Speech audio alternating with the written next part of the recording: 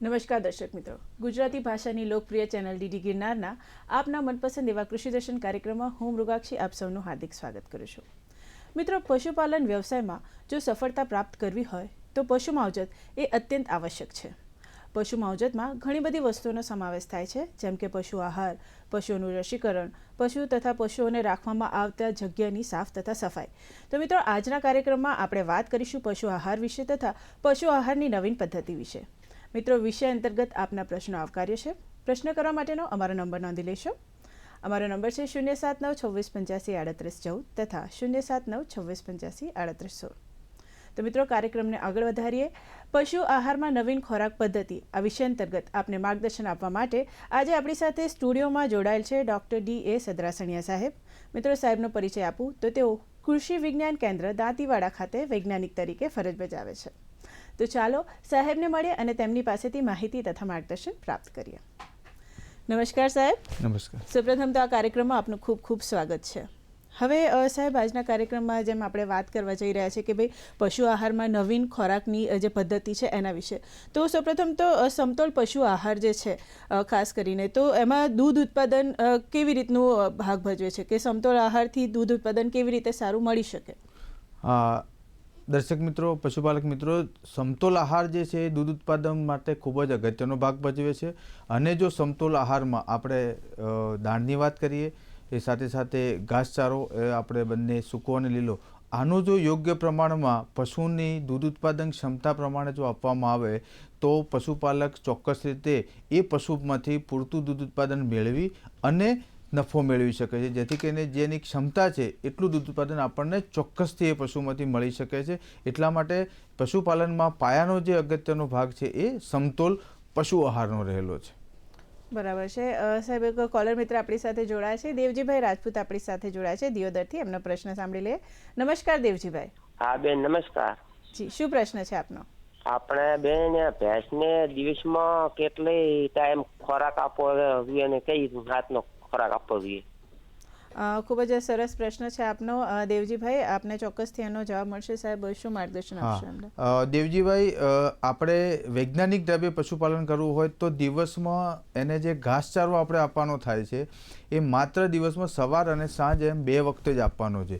આપણે સામાન્ય રીતે એને લીલો અને સૂકો બંને મિશ્રણમાં દાણા ખોરાક આપીએ છીએ અને બીજું આપણે દાણ આપીએ છીએ. તો લીલો અને સૂકો અલગ ન આપતા આપે બંનેને ભેગો કરી અને જેનું પ્રમાણ છે 2 જેમ 1નું પ્રમાણ, એટલે કે 2 ભાગનો લીલો અને 1 ભાગનો સૂકો, એ બંને ભેગા કરીને સવાર અને સાંજ માત્ર બંને વખતે એ ચાપ કટરથી કાપીને જ બંનેને લીલો અને સૂકો ચાપ કટર કાપી મિશ્ર કરી અને તો જ આપવાનો છે. બરાબર. અનેક કોલર મિત્ર આપણી સાથે જોડાયા છે. નાલાભાઈ આપણી સાથે જોડાયા છે બનાસકાંઠાથી. એમનો પ્રશ્ન સાંભળી લઈએ. નમસ્કાર નાલાભાઈ. હા મેડમ, આપણે જે ગાભણ ભેંસ હોય જી, તેને મેડમ કેવો ખોરાક આપવો? બરાબર છે. તો સાહેબ, ગાભણ ભેંસ છે તો એમને કયા પ્રકારનો ખોરાક આપી શકે? ગાભણ ભેંસ હોય તો એને છે ને આપણે છેલ્લા 3 મહિના બાકી હોય વિયાવાના ત્યારથી આપણે એને એક તો સમતોલ દાણ આપવાનું છે. 500 ગ્રામ સમતોલ દાણ જે આપણે કહીએ છીએ એને આપણે સાદી ભાષામાં દાણ કહીએ છીએ. તો એ દાણ આપવાનું છે. 500 ગ્રામથી ચાલુ કરીને ધીમે ધીમે એને વધારતા જેમ વિયાણ નજીક આવે એમ એને 2 કિલો સુધી લઈ જવાનું હોય છે. અને સાથે સાથે પશુપાલકને જો સમતોલ દાણ ના હોય અને ઘરનું દાણ બનાવીને વાપરતા હોય તો એની સાથે 50 ગ્રામ મિનરલ મિક્સચર પાવડર જે માર્કેટમાંથી પણ મળે છે અને ઘણી બધી કોઓપરેટિવ ડેરીઓ પણ આપણને બનાવીને આપતી હોય છે. તો એટલો દાણ સાથે 50 ગ્રામ મિનરલ મિક્સચર અને આ રીતે ધીમે ધીમે વધારતા જવાનું છે. 500 ગ્રામ, 700 ગ્રામ, 1 કિલો કરતાં તમે વધારતા જશો તો એનો આહાર થાય. અને એની સાથે સાથે લીલો અને સૂકો ચારો જે છે એ પણ આપણે એને 15 થી 20 કિલો લીલો અને 5 થી 7 કિલો જેટલો સૂકો ચારો, જેટલો ખાઈ શકે એટલો સૂકો ચારો આપણે આપવાનો હોય છે. પણ એ ધીરે ધીરે ઓછું ખાતું હોય છે, એટલે આપણે એને દાણ એના નવા વિયાણ થાય એના માટે, દૂધ સારું આવે એના માટે થઈને આપણે એને આટલું દાણ તો એને ચોક્કસથી આપવું જોઈએ. જી બિલકુલ. હવે સાહેબ, આપણે ત્યાં સામાન્ય રીતે એવું જોવામાં આવતું હોય છે કે ખાસ કરીને જે પશુઓ છે તો જ્યારે એમને દોહવાનો સમય હોય તો એ જ વખતે દાણ આપવામાં આવે છે. તો શું આ પદ્ધતિ જે છે એ બરાબર છે અને એક નિષ્ણાતની દ્રષ્ટિએ તમે શું માર્ગદર્શન આપશો પશુપાલક મિત્રોને? હા, ચોક્કસથી પશુપાલક મિત્રો, આપણા ત્યાં આપણા પૂરા ભારત દેશમાં પશુપાલકો એક પ્રણાલી અપનાવે છે કે સવારે જ્યારે દોહન હોય અને સાંજે દોહન હોય ત્યારે આપણે દાણ આપીએ છીએ. ખાસ કરીને તો એ સવારનું દાણ છે એ ભૂખ્યા પેટે જે આખું પેટ ખાલી હોય છે એ વખતે દાણ આપીએ છીએ. એના કારણે થઈને એ પશુઓમાં અપચાનો પછી એનું જે પેટ છે એમાં જે એસિડિટી છે એમાં પણ ઘણી વખતે ખૂબ જ ફેરફાર થતો હોય છે, જે આમ્લતા કહીએ છીએ. એ ચેન્જ બદલાવાના કારણે પશુઓમાં ઘણી વખતે અપચાનો પ્રશ્ન રહે છે અને એ જે દાણ છે એનું પૂરતા પ્રમાણમાં પાચન થતું નથી હોતું. એટલે આ પ્રણાલી જો અત્યારે પશુપાલકો જે અપનાવે છે અત્યારે એ થોડી ખોટી છે અને એના માટે થઈને હવે નવી પદ્ધતિ માટે થઈને વધુ દૂધ આપતા પશુ છે આપણા દેશમાં હવે આવી રહ્યા છે, તો એમના માટે થઈને આપણે એને બદલાવ કરવો જરૂરી છે. બરાબર છે. હવે સાહેબ તમે જેમ જણાવ્યું કે ભાઈ નવી પદ્ધતિ જે છે ખોરાકની, ખાસ કરીને પશુઓને જેમ આપણે જાણ્યું કે દોહણના સમયે જ એમને દાણ આપવામાં આવે છે, તો હવે આ પદ્ધતિમાં ફેરફાર કરવાની જરૂરિયાત ખાસ કરીને કેમ ઊભી થઈ અને શું પદ્ધતિ અપનાવવી જોઈએ? હા, તો ખાસ કરીને જે આપણે સવારે વહેલા જે પશુઓને માત્ર દાણ આપીને દોહન કરીએ છીએ ત્યારે એનું પેટ ખાલી હોય છે અને એ જે દાણ આપવામાં આવે છે આપણે સમજીએ કે દાણ એ મોંઘું છે અને એકદમ એની અંદર જે પોષક તત્વો વધારે પ્રમાણમાં રહેલા છે, તો એ પોષક તત્વોના કારણે સીધું પેટમાં જાય છે. તેનું જે મોટું પેટ છે એમાં નીચે બેસી જાય છે અને એનું પૂરતું પાચન નથી થતું. તો પૂરતું પાચન ન થવાના કારણે એમાંથી જે પણ પોષક તત્વો એ પશુને મળવા જોઈએ અને એ પોષક તત્વોના મદદથી પશુ એ એનું દૂધમાં રૂપાંતર કરતું હોય છે, તો એ એને સૌથી મોટું નુકસાન જાય છે. એટલા માટે થઈને એ જે દાણનો આપણે એવી પદ્ધતિ અપનાવવી જોઈએ કે જેથી કરીને આપણે એ જે આપેલું દાણ છે એનો મહત્તમ ઉપયોગ એ પશુ કરી શકે, જેથી કરીને આપણને એનું દૂધમાં પણ એનું વળતર મળી શકે. ખૂબ જ સરસ માર્ગદર્શન આપ્યું. દર્શક મિત્રો, પશુ આહારમાં નવીન ખોરાકીય પદ્ધતિ આ વિષય અંતર્ગત હજી પણ ઘણી બધી માહિતી મેળવવાની બાકી છે, પરંતુ હાલમાં કૃષિ દર્શન કાર્યક્રમમાં સમય થઈ ગયો છે એક નાનકડા વિરામનો. લઈએ એક વિરામ.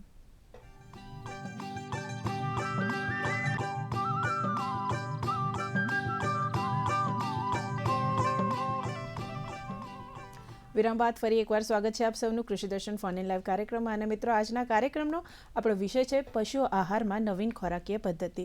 મિત્રો, વિષય અંતર્ગત આપને કોઈ જાણકારી જોઈતી હોય, આપને કોઈ પ્રશ્ન હોય તો આપ અમને કોલ કરી શકો છો. તે માટેનો અમારો નંબર છે 07926853814 તથા 05926853816. તો મિત્રો, આપણે કાર્યક્રમને આગળ વધારીશું, પરંતુ એ પહેલાં આપણે કોલર મિત્ર આપણી સાથે જોડાયા છે. પહેલાં આપણે એમનો પ્રશ્ન લઈ લઈએ. મિતેશભાઈ આપણી સાથે જોડાયા છે. નમસ્કાર મિતેશભાઈ. હેલો. પ્રીતેશભાઈ બોલું. હાજી પ્રીતેશભાઈ બોલો, શું પ્રશ્ન છે આપનો? આપણે વારંવાર ભેંસને ચારો નાખે તો આફરો ચડી આવે છે. બરાબર છે. તો સાહેબ, એના માટે તમે કોઈ ઉપાય કર્યો છે ખરો કે કોઈ માર્ગદર્શન મેળવ્યું છે ખરું આના સિવાય? મારા ખ્યાલથી સંપર્ક આપણો કપાઈ ગયો છે આપણા કોલર મિત્ર સાથે. સાહેબ, એમનો પ્રશ્ન છે કે ભાઈ દાણ આપવાથી વારંવાર ભેંસને આફરો ચડી આવે છે. જેમ હમણાં તમે શરૂઆતમાં જણાવ્યું કે જો ખાલી પેટે જો એમને ખવડાવવામાં આવે તો કદાચ આ જ હા, એ પણ હોઈ શકે છે. અને એની સાથે સાથે તમારા જે પશુને પ્રશ્ન છે તો એ પ્રશ્ન વારંવાર થતો હોય તો આપણે યોગ્ય પશુ ચિકિત્સક જોડે તપાસ કરાવવી જોઈએ, કારણ કે આમાં ઘણા બધા પ્રશ્નો હોઈ શકે છે. વારંવાર આફરો ચડવા પાછળનું કારણ અંદર પેટની અંદર લોખંડ પણ હોઈ શકે છે, અથવા તો એના પેટના આગળનો જે પડદો છે એની અંદર પણ કોઈ કારણોસર લોખંડના કારણે સર ઘણી વખતે આવા ચીરકો પડ્યો છે અને પડદો તૂટી પણ ગયો છે. એના કારણે તમે થોડું પણ પશુને ખોરાક આપો તો એ પશુમાં આફરો ચડી જાય છે, એટલે ખોરાકનું પૂરતું પાચન થતું નથી. એટલે આપણને એવી સલાહ આપીએ કે આપણા નજીકના જો કોઈ પણ નિષ્ણાત પશુ ચિકિત્સક હોય એમની તપાસ કરાવી અને એ પશુને આપણે યોગ્ય તપાસ કરાવો પછી જ આગળ એનું નિદાન થઈ શકે છે. બરાબર છે. હવે સાહેબ, હમણાં તમે જણાવ્યું હતું કે ભાઈ મિશ્રિત આહાર, કુલ મિશ્રિત આહાર જે છે એ પશુઓને આપવો જોઈએ, જેને આપણે TMR પણ કહીએ છીએ. તો આ TMR શું છે એના વિશે મારા પશુપાલક મિત્રોને થોડું માર્ગદર્શન આપશો? હા, ચોક્કસથી. પશુપાલક મિત્રો, જે આપણે હમણાં જ વાત કરી પ્રમાણે કે કુલ મિશ્રિત પશુ આહાર એટલે કે TMR. કુલ મિશ્રિત પશુ આહાર એટલે શું છે કે પાણી સિવાય જે આપણા પશુની પાણી સિવાયની દૈનિક જરૂરિયાત છે, જેની અંદર આપણે દાણને ગણીએ છીએ, લીલો ઘાસચારો ગણીએ છીએ અને સૂકો ઘાસચારો, તેમજ એની સાથે વધારાનું આપણે એને મિનરલ મિક્સચર આપીએ છીએ.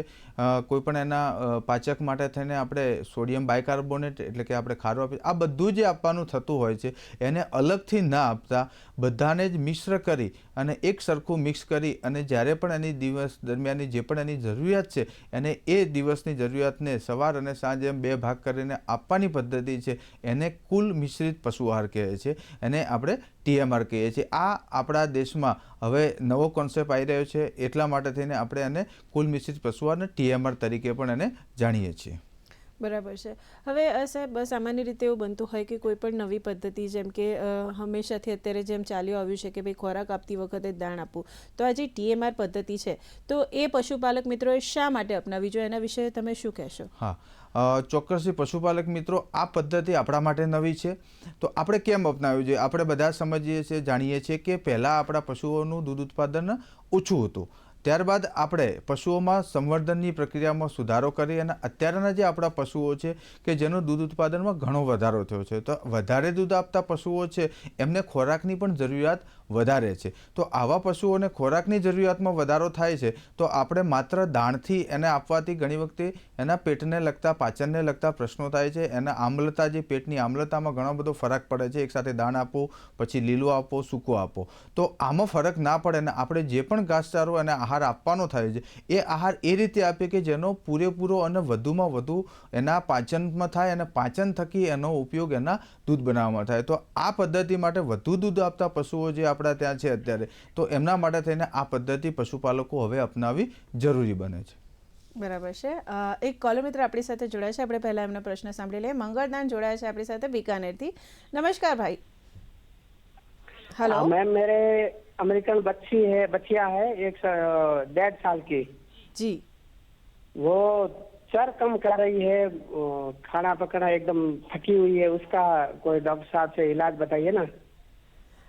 साहब शू मार्गदर्शन आपसे? हाँ, आपका जो प्रश्न है तो उसमें है कि कई बार आपने वो आपके पशु डॉक्टर से दिखाना पड़ेगा कि जो उसके अंदर कुर्मी रहता है, तो कई बार आपने कुर्मी की दवाई नहीं दी है तो चारा कम खा सकती है, और उसके वो कोई भी ऐसे पेट का कोई दिक्कत होगा तो भी वो खाना चारा कम खा सकते. तो आपको पहले से आपके वो डॉक्टर जो है पशु चिकित्सक, उसको आपको दिखाना पड़ेगा, वो ये आपको सलाह देते हैं अभी. જી બિલકુલ. હવે સાહેબ આપણે જે નવી પદ્ધતિ છે ખોરાકીય પદ્ધતિ પશુપાલકોમાં જે અત્યારે તમે જેની વાત કરી, તો આ જે TMR પદ્ધતિ છે તો શું દરેક પશુપાલક મિત્રો આ જે પદ્ધતિ છે અપનાવી શકે કે એના માટે કોઈ ખાસ પ્રકારના પશુઓ અથવા તો વધારે પશુ કે અલ્પ પશુ એવા કોઈ ભાગમાં એને પાડવામાં આવ્યા છે ભાગલા? આ TMR પદ્ધતિ એવી છે કે ખાસ કરીને જે વધુ પશુ રાખતા હોય છે, જેમાં પશુઓના મોટા તબેલા છે, એ લોકો માટે આ ખૂબ જ આશીર્વાદરૂપ છે અને એ સહેલાઈથી કરી શકે છે. કારણ કે આના પાછળ જે વારંવાર પશુઓને નાખવાનો ખોરાકનો સમય છે એ બચી જાય છે અને આ પદ્ધતિથી ખોરાક જે પણ આપણે આપીએ છીએ એનો પૂરેપૂરો ઉપયોગ થાય છે. કે જે મોટા તબેલાવાળા પશુપાલકો છે એમના માટે તો બહુ અગત્યનો છે અને બહુ આશીર્વાદરૂપ છે, જેથી કરીને એ આપણું પશુઓનું દૂધ ઉત્પાદન પણ જાળવી શકીએ છીએ અને એના થકી આપણે સારો નફો પણ મેળવી શકીએ છીએ. આમ છતાં નાના પશુપાલકો છે એમના માટે પણ આ આશીર્વાદરૂપ છે જ, પણ એની અંદર એમને બનાવવા માટેનો જે મજૂરી ખર્ચ છે એ થોડો વધી શકે છે. તેમ છતાંય છેલ્લે તો આપણે આશીર્વાદરૂપ જ આ સાબિત થાય છે. બરાબર છે. અને કોલર મિત્ર આપણી સાથે જોડાયા છે, દશરથભાઈ આપણી સાથે જોડાયા છે, એમનો પ્રશ્ન સાંભળી લઈએ. નમસ્કાર દશરથભાઈ. હાજી નમસ્કાર મેડમ. હાજી, શું પ્રશ્ન છે આપનો?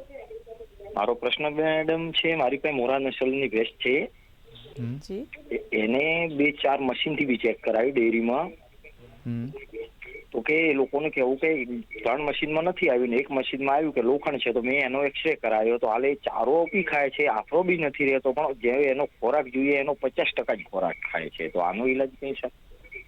હા, જો આપણા જે તમે ચેક કરાવ્યું છે લોખંડના મશીનથી, લોખંડ છે એના પેટમાં, તો લોખંડ હોવાના કારણે શું થાય છે, ઘણી વખતે જે એનું ઇન્ફેક્શન છે એના પેટમાં થોડા ઘણા અંશે રહેતું જ હોય છે. કારણ કે લોખંડ કંઈક ના કંઈક અંશે તમારા જે પશુના પેટને કંઈક જગ્યાએ એને ટચ કરતું, અડતું હોય તો એના કારણે થઈને એને ઇન્ફેક્શન લાગતું હોય છે અને એના કારણે થઈને એની રુચિ ઘટવા માંડે છે. એના જે આપણા પેટના જીવાણુઓ છે એ ડિસ્ટર્બ રહેતા હોય, એટલે એમનું વધઘટ હતું, એમનું પાચન પૂરતું ન થઈ શકતું. એટલે આનો તમને એક જ સલાહ છે કે જો લોખંડ અંદર આવ્યું અને પશુ ખોરાક ઓછું લેતું હોય તો આપે એનું જરૂરી ડૉક્ટર દ્વારા એનું ઓપરેશન કરાવી અને એ લોખંડને તમારે નીકાળવું જ પડશે, તો જ પશુ ફરી પાછું નોર્મલ સામાન્ય રીતે એ ખોરાક લેતું થઈ શકશે. અને લોખંડનું ઓપરેશન કરાવવું હવે મોટી વસ્તુ નથી. કોઈ પણ તમારા જે ડૉક્ટર અથવા તો આપણી નજીકની દાંતીવાડા યુનિવર્સિટી છે ત્યાં લાવો તો પણ આપણું ત્યાં તમને ત્યાં રાહત દરે તમારું ત્યાં નિદાન થઈ અને ઓપરેશન પણ થઈ શકશે અને તમારું પશુ એક અઠવાડિયાની અંદર એકદમ સ્વસ્થ થઈ શકશે.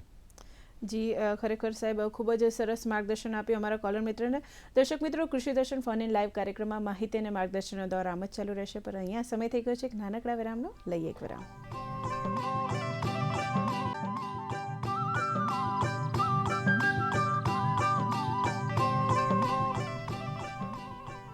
વિરામ બાદ ફરી એકવાર સ્વાગત છે આપ સૌનું કૃષિ દર્શન ફન ઇન લાઈવ કાર્યક્રમમાં.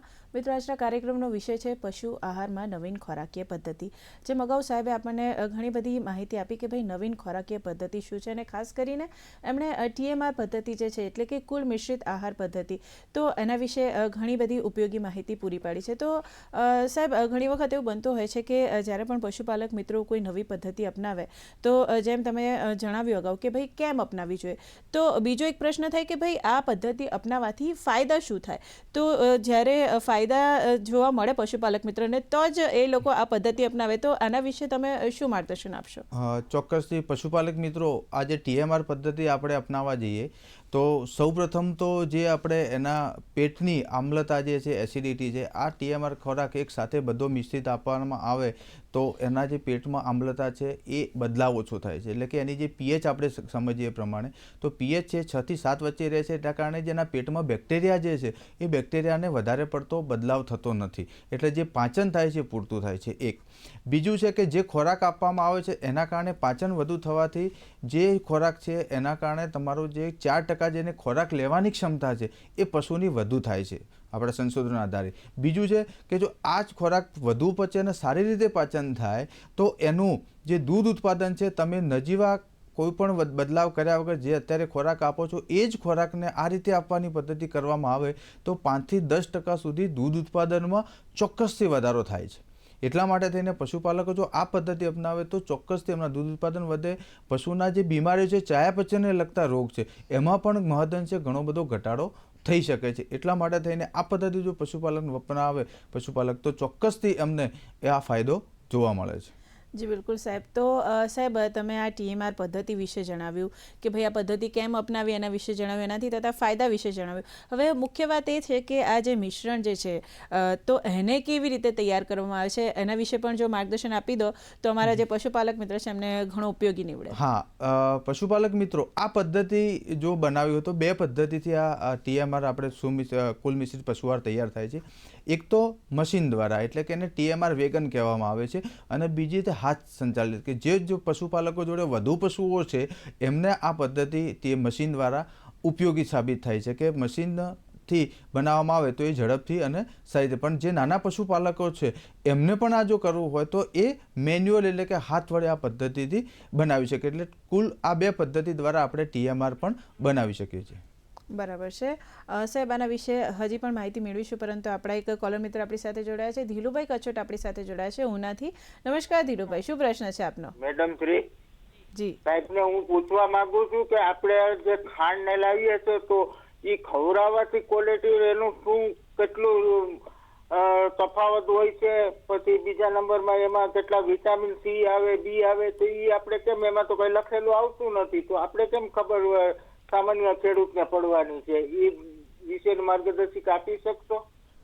ચોક્કસથી સાહેબ, શું માર્ગદર્શન? હા, ખેડૂત મિત્ર, જે મોટાભાગની જે ફેક્ટરીઓ કંપનીઓ બનાવે છે એની અંદર મોટા જે મુખ્ય તત્વો છે આપણા, જે પ્રોટીન છે, એના અંદર ફેટ કેટલા છે, રેસાવાળા તત્વો કેટલા છે અને કુલ મિનરલ મિક્સચર કેટલા છે એટલું જણાવે છે. આની અંદર એ લોકો ઘણી વખતે મિનરલમાં વિટામિન્સ ઉમેરણ કરતા હોય તો પણ એનું સંચાર નથી થતું. તો આના માટે જો આપણે જાણવું હોય તો આપણે નજીકના જે આપણી યુનિવર્સિટીની જે લેબોરેટરીઓ છે ત્યાં તપાસ કરી શકો છો, અથવા તો આપણું નેશનલ ડેરી ડેવલપમેન્ટ છે આણંદમાં, ત્યાં તમે આનું સેમ્પલ મોકલી અને તપાસ કરી શકો છો કે આની અંદર કેટલા પ્રમાણમાં વિટામિન્સ છે અને મિનરલ્સના ખનિજ તત્વો રહેલા છે. બાકી એ બીજા જે કંપનીઓ પ્રાઇવેટ છે એની અંદર એનો ઉલ્લેખ નથી કરતા હોતા. બરાબર. હવે સાહેબ, આજે તમે હમણાં જણાવ્યું અગાઉ કે ભાઈ આ કુલ મિશ્રિત આહાર જે છે એને કેવી રીતે બનાવે, તો 2 પદ્ધતિ છે, એક તો મશીન પદ્ધતિ અને હાથ દ્વારા. તો આ બંને પદ્ધતિ વિશે ટૂંકમાં અમારા જે પશુપાલક મિત્રો છે એમને માર્ગદર્શન આપશો. હા, હવે આ જે 2 પદ્ધતિ આપણે જણાવી એ પ્રમાણેમાં સૌથી પહેલી પદ્ધતિ છે જે TMR વેગન દ્વારા, એટલે મશીન દ્વારા. તો મશીનમાં એવી વ્યવસ્થા હોય છે, તમને એની સૌપ્રથમ એની કિંમત છે અરાઉન્ડ 3 લાખથી 15 લાખ સુધી અલગ અલગ ટાઈપના મશીન આવે છે. બીજું કે એની અંદર એક મિક્સ પ્રકારનું વજન હોય છે કે જે વજન દ્વારા આપણે જે પણ નાખવાનું છે, કે દાણ નાખવું છે, અનાજ નાખવાનું છે, લીલો ઘાસચારો સૂકો, મિનરલ મિક્સચર, આ બધું જ નાખવા માટેનું વજન થાય છે. અને એ વજન કરી અને પછી એની અંદર એક મિક્સચર હોય છે, આપણે એના બ્લેડ હોય છે જે પતરીઓ ટાઈપનું હોય છે, કે એ આખું એકદમ પૂરેપૂરું મિક્સ કરી અને આવી વ્યવસ્થા હોય છે કે જેથી કરીને તમે પશુના આપણા જો એ ટ્રેક્ટર દ્વારા સંચાલિત હોય છે, એટલે ટ્રેક્ટરથી આખું મિશ્રણ કરી દે છે. અને પછી એની અંદર પશુના શેડના જ્યાં બાંધેલા પશુઓ છે ત્યાં સીધું જ એમાંથી મોટર દ્વારા તમે એને ઉતારી અને પશુના ગમાણ સુધી લઈ જાઓ છો. આ પદ્ધતિ છે મશીન દ્વારા. એ થોડી ખર્ચાળ છે. બીજું છે કે મેન્યુઅલ પદ્ધતિ. મેન્યુઅલ પદ્ધતિમાં ખેડૂત જોડે નાના ઓછા પશુ હોય તો એ શું કરી શકે છે કે એક લીલો સૂકા ઘાસનો થર, બીજો લીલા ઘાસનો થર, એના ઉપર દાણ, એની ઉપર મિનરલ મિક્સચર પાવડર, આ બધું નાખી અને પછી હાથેથી એને મિક્સ કરવાનું હોય છે. અને એ મિક્સ કર્યા પછી આપણે એને મેન્યુઅલી એને ઉપર. હા, ચોક્કસ આ બીજા પદ્ધતિમાં મેન્યુઅલમાં તમારો મજૂરી ખર્ચ વધે છે, પણ છેલ્લે પશુને આ દ્વારા પશુપાલકને ચોક્કસથી ફાયદો થાય છે અને એના દ્વારા દૂધ ઉત્પાદનમાં પણ વધારો થાય છે. એટલે આ 2 પદ્ધતિઓ ખૂબ જ અગત્યની છે, જે પ્રમાણે પશુપાલકની ક્ષમતા જે પ્રમાણે એને આપણે વસાવી શકીએ છીએ. બરાબર છે. તો સાહેબ, આ જે TMR જે છે તો એ બનાવતી વખતે ખાસ કરીને ખેડૂત મિત્રોએ કે પશુપાલક મિત્રોએ એવા કયા મુદ્દા છે જેનું ધ્યાન રાખવું જોઈએ? હા, હવે TMR બનાવવાની પદ્ધતિ છે તો TMR બનાવતા સૌપ્રથમ તો આપણે ધ્યાન રાખવું કે જે સૂકો અને લીલો ઘાસચારો છે બંનેને આપણે કાપવો જોઈએ. જે આપણે ચાપ કટર છે, ટ્રેક્ટર ઓપરેટેડ અથવા ઇલેક્ટ્રિકથી ચાલતા ચાપ કટર છે, તો એ ચાપ કટરથી ઘાસચારાને ચોક્કસથી આપણે કાપવો જોઈએ. એક બીજું છે કે દાણ સાથે મિશ્રણ કરીએ છીએ તો દાણ ઉપયોગમાં લઈ શકાય. સાથે સાથે દાણની સાથે બીજો અન્ય આપણા ઘરેલું જો અનાજ હોય તો અનાજને પણ વાપરી શકીએ છીએ. બીજું કે જુદો નાનો જેની અંદર પોષક તત્વોનું પ્રમાણ બહુ ઓછું છે એવો આપણે ખેતરમાંથી બાય પ્રોડક્ટ મળે છે, ઘણી વખતે ઘઉંનું ભૂસું છે, પરાળ છે, આ બધુંને ઉપયોગમાં લઈ તો એ સાથે નાખીને મિશ્રણ કરવું. પણ એ વખતે ખાસ ધ્યાન રાખવું જોઈએ કે જે મિશ્રણ કરીએ છીએ આપણે TMR મિક્સચરમાં, તો એ જે વેગન છે એની અંદર મિશ્રણ કરવાથી એના ટુકડા જે છે એની સાઇઝમાં ખૂબ જ નજીવો ફરક ના પડવો જોઈએ, એટલે કે નાની ના થવી જોઈએ. એકદમ બારીક નાનો ટુકડો થઈ જશે તો પણ એ પશુને પાચનમાં વિક્ષેપ કરશે અને પાચન એનું મંદ કરી શકે છે. જી, તો સદરાસણિયા સાહેબ, તમે અમારા કાર્યક્રમમાં આવ્યા અને અમારા દર્શક મિત્રોને પશુ આહારમાં નવીન ખોરાકીય પદ્ધતિ વિશે ઘણી ઉપયોગી માહિતી પૂરી પાડી, એ બદલ આપનો ખૂબ ખૂબ આભાર. તો દર્શક મિત્રો, હવે સમય થઈ ગયો છે આપ સૌથી રજા લેવાનો, પરંતુ રજા લેતા પહેલાં અમારો આગામી વિષય નોંધી લેશો. આગામી તારીખ 13/3/2024 બુધવારે સાંજે 5:30 વાગે પ્રસારિત થનાર કૃષિ દર્શન ફોન ઇન લાઈવ કાર્યક્રમનો વિષય છે કૃષિ ક્ષેત્રે કેળના પાકમાં ટિશ્યુ કલ્ચર રોપવાનું મહત્વ. વિષય એકવાર ફરીથી નોંધી લેશો. તારીખ 13/3/2024 બુધવારે સાંજે કૃષિ દર્શન ફોન ઇન લાઈવ કાર્યક્રમનો વિષય રહેશે કૃષિ ક્ષેત્રે કેળના પાકમાં ટિશ્યુ કલ્ચર રોપવાનું મહત્વ. તો દર્શક મિત્રો, આશા રાખીએ કે આપને અમારો આજનો કાર્યક્રમ પસંદ આવ્યો છે. આપને મળેલ માહિતીનો ભરપૂર ઉપયોગ કરીને આપના વ્યવસાયમાં સફળ થાવ તેવી આશા સાથે ફરી મળીએ. ત્યાં સુધી રજા આપશો. નમસ્કાર.